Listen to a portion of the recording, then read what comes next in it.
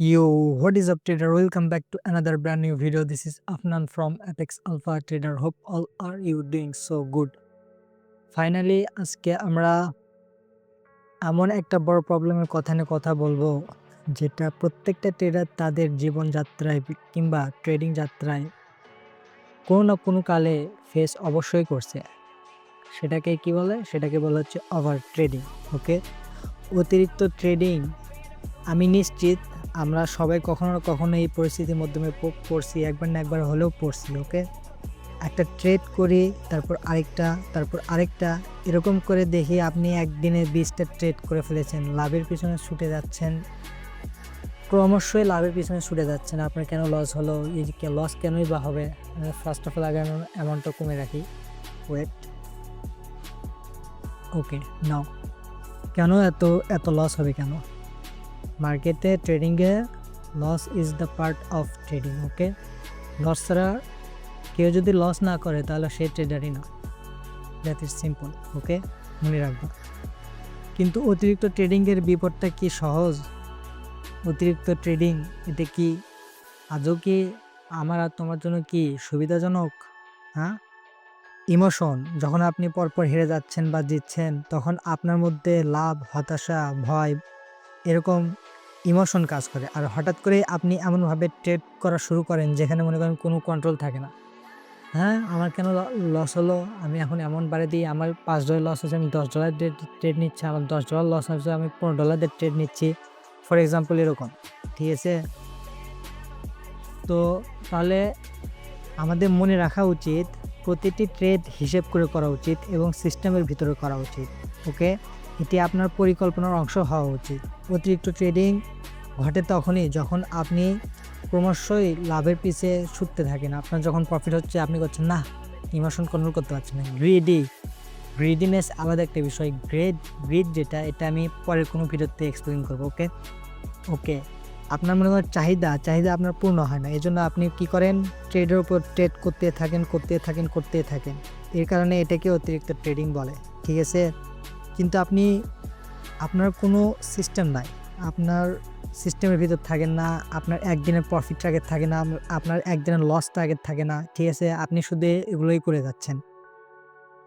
ওকে, কিন্তু এটা আপনার অ্যাকাউন্ট ধ্বংসের সবচেয়ে বড় একটা কারণ হতে পারে।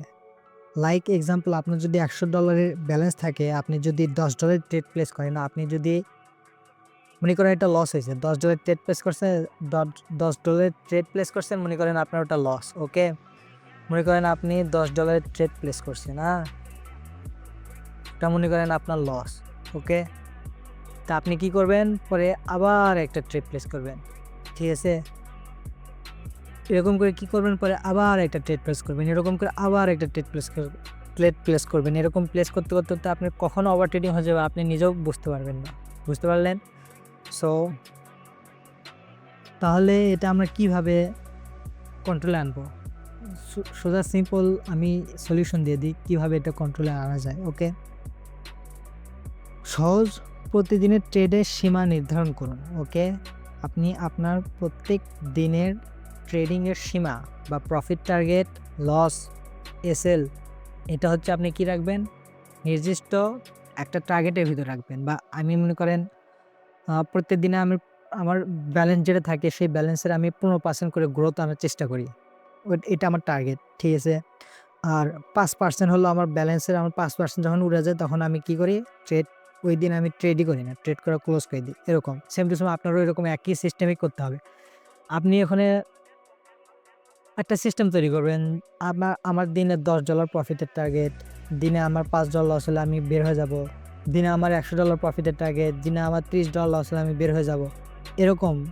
এরকম আপনি চিন্তা ভাবনা রাখবেন। ট্রেডিংয়ের আপনার মনে করেন সিস্টেম তৈরি করবেন। ওকে, তারপরে আপনার কৌশল মেনে চলুন।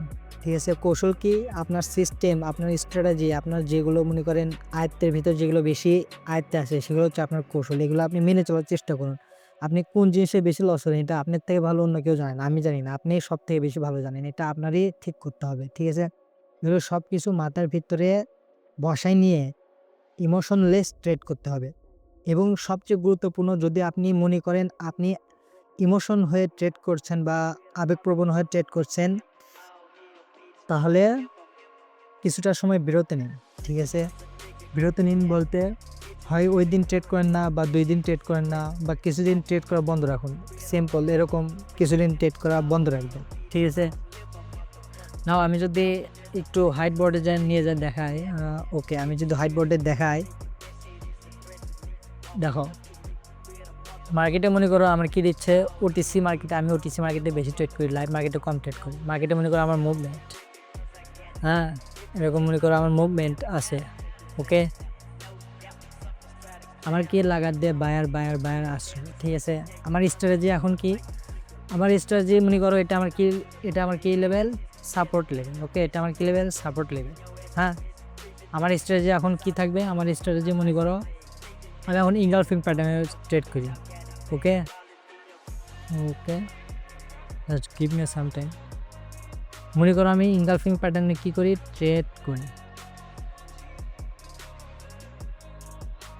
তাহলে আমি এখন কী করবো, ইনগালফিং প্যাটার্নে মনে করো আমি ট্রেড করি। যেহেতু আমার রেজিস্ট্যান্স লাইনের থেকে সাপোর্ট লাইনে আমার মার্কেট চলে আসছে, তাহলে আমার সাপোর্ট লাইনের থেকে কী হবে, মার্কেট কী করে সবসময় রিভার্স করে। হ্যাঁ, কি ঘোরার ডিম। Wait, give me some time guys. Okay okay, now মনে করো আমার এটা কি, আমি ইনগালফিং প্যাটার্ন তৈরি করি। সাপোর্টে যদি কোনো প্যাটার্ন ইনগালফ করে, হ্যাঁ সাপোর্ট যদি কোনো প্যাটার্ন ইনগালফ করে, তাহলে এটা আমার কি 80% কি থাকে, পরের ক্যান্ডেল কী হবে, গ্রিনেই যাবে। ঠিক আছে, এটা 1 মিনিট, জাস্ট ভেরি সিম্পল বিষয়। ইনগালফিং মানে কি, ইনগালফিং করা মানে কি, প্রিভিয়াস ক্যান্ডেলে কী করা, ইনগালফ করা। প্রিভিয়াস ক্যান্ডেল কোনটা, আমার প্রিভিয়াস ক্যান্ডেল কোনটা, এটা না, আমার প্রিভিয়াস ক্যান্ডেল এটা। হ্যাঁ, তাহলে আমার এখন পরের ক্যান্ডেল কোনটা, আমার পরের ক্যান্ডেল এটা, তাই না? তাহলে আমার ইনগালফিং কোনটাকে বলে, এই যে হাই যেটাকে ক্লোজ করে দিল বা ব্রেক করলো, এটাই তো ইনগালফ করে, তাই না? তো ইনগালফিং যেটা করলো মার্কেটে, প্রিভিয়াস ক্যান্ডেল যেটা ইনগালফ করলো, ইনগালফের পরের ক্যান্ডেলটি কী হবে, গ্রিনই হবে। এটা মনে করো 100% শিওর। তো শিওরিটি তো ওটিসি মার্কেটে শিওরিটি দেওয়া যায় না, বাট 80% তোমার কি গ্রিন হবেই হবে। ওকে, এটা আমার কি হলো, প্রিভিয়াস হাই কী করছে, ব্রেক করছে প্লাস ইনগালফ করছে, কোথায় থেকে, সাপোর্ট থেকে। তাহলে এটা আমার 80% কি, আমি জানি হচ্ছে 80% কি, পরে ক্যান্ডেল আমার কী হবে, গ্রিনে যাবে। ওকে, তো নাও মার্কেট মনে করো এখন তুমি মনে করো এরকম প্যাটার্ন তৈরি হয়েছে মার্কেট। হ্যাঁ, মার্কেটে মনে করো এরকম প্যাটার্ন কী হয়েছে, তৈরি হয়েছে। তো এখন তুমি মনে করো ট্রেড প্লেস করে দিছো অলরেডি, মনে করো এখানে ট্রেড প্লেস করে দিছো। হ্যাঁ, এখানে মনে করো ট্রেড প্লেস করে দিছো তুমি। তো এখন তুমি ট্রেড প্লেস করছো, মার্কেট এখন কী হওয়ার কথা ছিল, গ্রিন হওয়ার কথা ছিল। হ্যাঁ, ওটিসি মার্কেট তুমি ট্রেড করতেছো, তো এখানে ফার্স্ট করে ইরোর, বাই চান্স ইরোর দিয়ে দিল, তাহলে কি হলো, লস হয়ে গেল। তো তুমি এখন পরে ক্যান্ডেল আবার কি করবা, গ্রিনে আবার এমডিজি নেওয়ার চেষ্টা করবা। ঠিক আছে, আমরা তো তাই করি, তাই না? লস হলে আমরা কী করি, 1 step 2 step 3 step martingale use করি না? হ্যাঁ, তাই না?